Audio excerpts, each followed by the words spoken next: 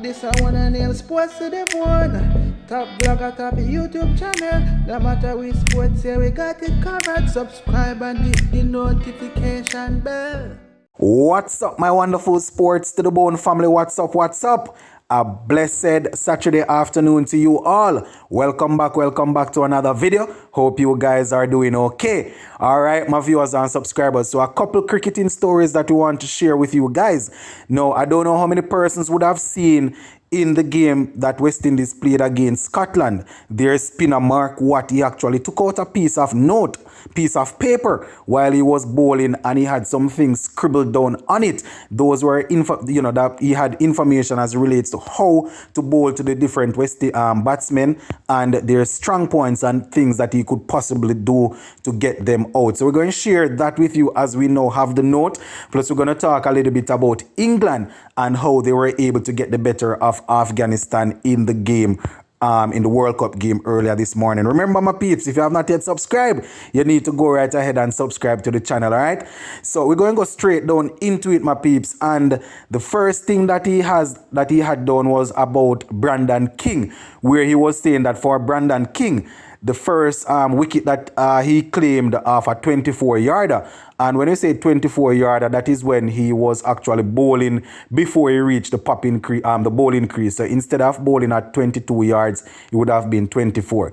Right. The first thing he had done was that he said Brandon King tends to be a slow starter. And he also wrote down that when it comes on to spinners, Brandon King likes to stay leg side and try to play over cover or over the extra cover, right? He went on, one more thing that he had written down was that it was a good idea to bowl leg stump Yorkers to Brandon King, right? He also had another observation for Brandon King, which said that, when bowling to him, it is probably would be good for the 45 feeler to be finer, and that would be the feeler that is at fine leg to be a little bit more finer to try and combat Brandon King's sweeping ability. So they went on to say that now, before the third ball of the West Indies' 8th over, Watt glanced at his notes and then at Brandon King, and then exactly as was scripted down, King backed away to the leg side to open up the offside, leaving the top of his off stump exposed, and Watt did not miss, right? This is what I had to say. I had feel completely naked if I didn't use that sheet. He said that he would feel completely naked if he did not use that sheet because he actually had his plan written down. And, it was just a way of him to just take a quick look to remind himself of some of the strategies that he had come up with.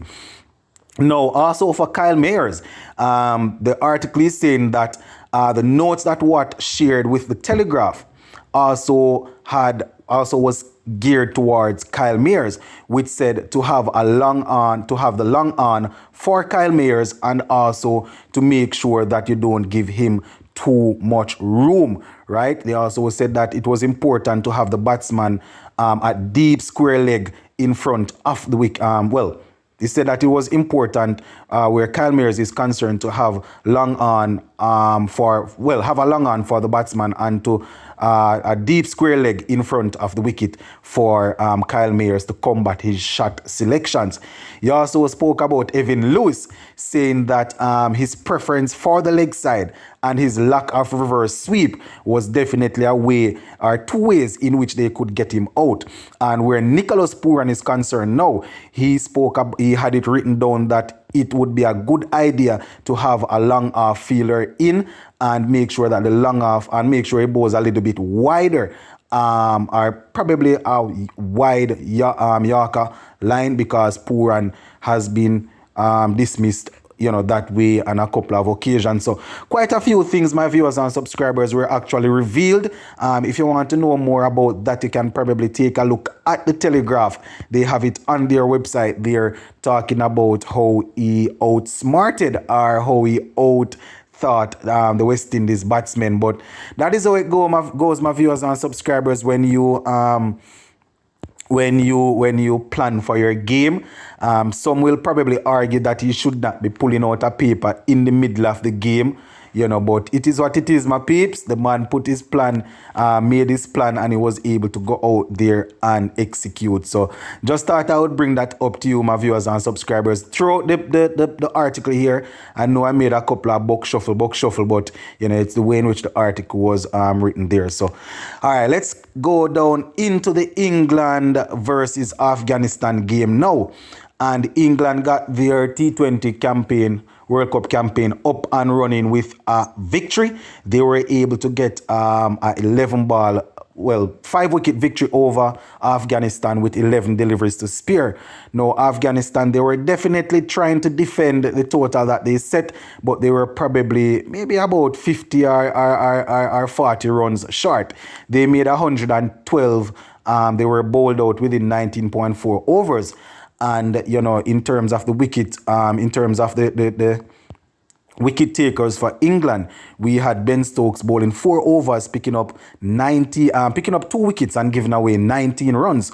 Mark Wood had 4 overs, 23 runs, 2 wickets, and the man that was definitely unplayable would have been Sam Curran, bowled 3.4 overs, picking up 5 wickets, giving away 10 runs. Chris Wokes had 1 for 24 from his 4 overs. So, the English bowlers did extremely well. A couple of the guys that were expected to do well for Afghanistan, they weren't really able to do much with the bat. We had Zandran that had 32, and Gahani had 30 from 30. So those were the top scorers for them.